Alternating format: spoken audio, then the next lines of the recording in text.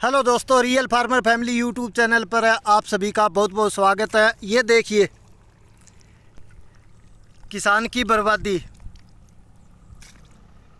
और ये 1-2 एकड़ नहीं है, काफ़ी गांव का यही हाल है। ये देखिए, आपको दूर तक दिखा रहा हूं मैं।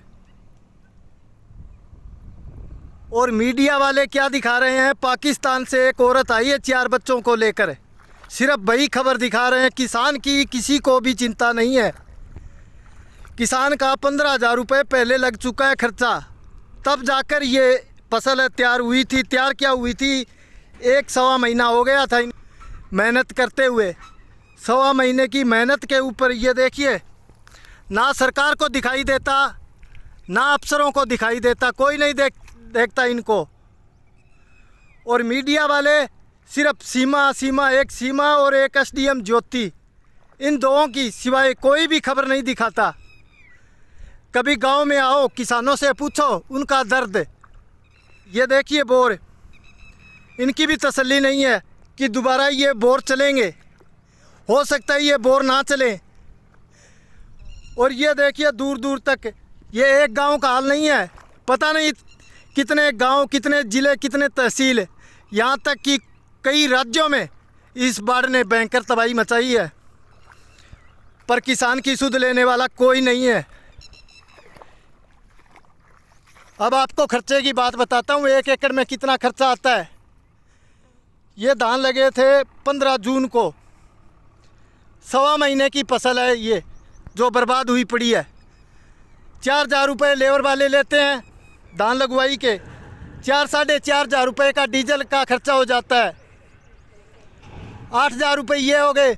1,000 रुपये अपना बीज हो, खुद की पनीरी तैयार की हो, तब वो खर्चा आता है। 9,000 रुपये फिर घास वाली दवाई।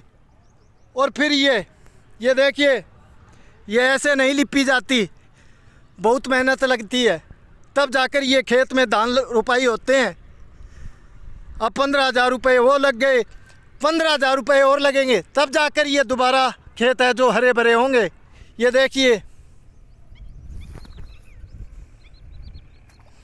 बच्चे की तरह पालनी पड़ती है फसल है जब तैयार होती है। क्या करे किसान,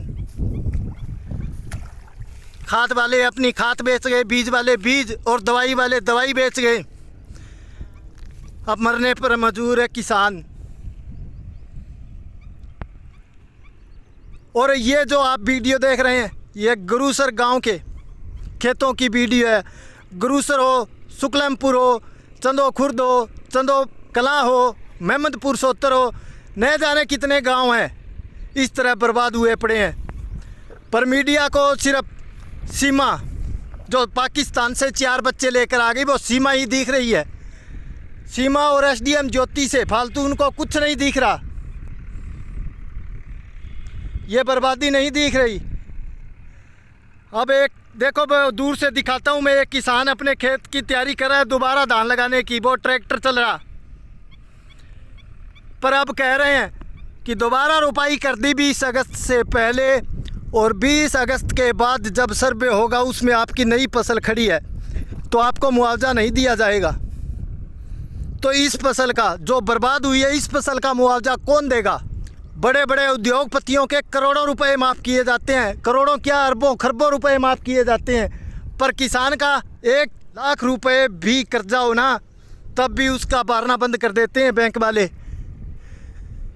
30 लाख की ज़मीन जब किसान बैंक के अंदर लिखाता है, तब उसको 1 लाख रुपए का लोन दिया जाता है, केसीसी बनाई जाती है। अरे 30 लाख की प्रॉपर्टी वो अपनी है जो गहने धरकर 1 लाख रुपए लेता है, वो 1 लाख भी मुश्किल से मिलते हैं। उसमें से भी बीमे के नाम पर पैसे काट लिए जाते हैं। अब जिन बीमा कंपनियों ने बीमा किया था, वो अब खेतों में आकर देखें और किसानों को बीमा दे, तब पता चलेगा। सिर्फ केसीसी करवाते हैं, उसी टाइम बीमे के पैसे कटने शुरू हो जाते हैं। हर 6 महीने पैसे कटते रहते हैं, परंतु देते क्या हैं बीमा कंपनी वाले? कुछ नहीं। और अब आपकी आंखों के सामने देखते हैं कितने पैसे देंगे वो। 15,000 रुपये पहले लग गए, 15,000 अब और होंगे, तब ये दोबारा धान लगेंगे। ये देखिए दूर तक यही दिख रहा है आपको, या तो पानी नज़र आएगा या जहाँ पानी कम हो चुका है वहाँ पर गली सड़ी है फसलें आपको दिखाई दे रही है। और ये इतनी बदबू मार रही है कि खेत में आया नहीं जाता। क्यों? ये सब जो फसलें गली है तो इसके कारण ये बदबू मार रहे हैं खेत। किसान का अन्नदाता की उपाधि देने से कुछ नहीं होता, उस अन्नदाता की तरफ देखिए। बड़ी बड़ी बातें करने से, बड़े बड़े बातें करने से, इतनी बड़ी फेंकने से कुछ नहीं होता। पहले भी किसान ने पता नहीं किससे कर्जा लिया है, कैसे अपनी फसलें हैं जो लगाई है अब ये बर्बाद हो चुकी है। अब इनको ऊपर दोबारा पैसे लगेंगे, कहाँ से लाएगा किसान? और जब मंडी में बेचने जाते हैं तब बंद नमी बता कर वो ट्राली वापिस मोड़ दी जाती है, मनमर्जी के रेट लगाए जाते हैं। इन हालातों में यदि किसान फसल पका भी लेता है तो फिर मंडी के अंदर धक्के खाने पड़ते हैं उस फसल को बेचने के लिए। मैं सरकार से ये नहीं कहता कि बाढ़ आपके हाथ में है, बरसात आपके हाथ में, ये प्राकृतिक आपदा है, मानते हैं इस पर किसी का बस नहीं है, किसी का कंट्रोल नहीं है। परंतु क्या नकली खाद, नकली बीज, नकली दवाइयाँ बेचते हैं उन पर कंट्रोल नहीं कर सकती सरकार? आधे से ज़्यादा किसान नकली खाद, बीज और दवाइयों के कारण मारे जाते हैं।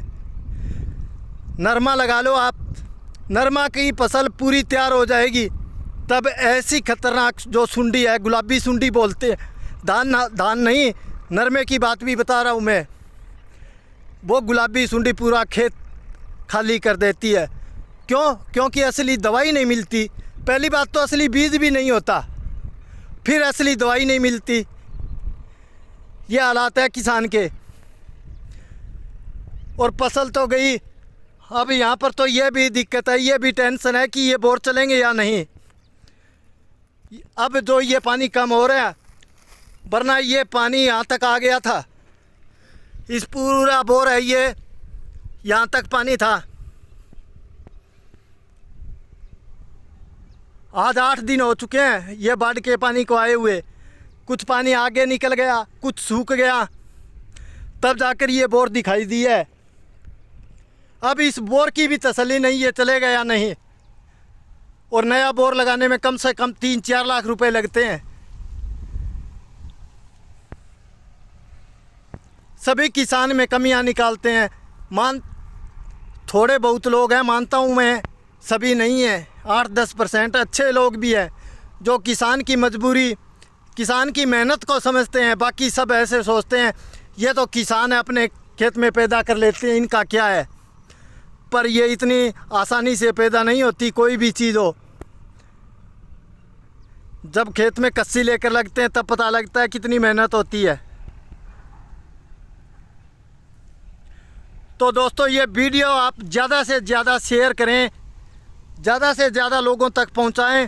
हो सकता है कोई नेता, मंत्री, अफसर सुनकर इस गांव में आए, इस एरिया में आए और उनका सर्वे है जो समय से करवा सके, उचित मुआवजा दिया जा सके।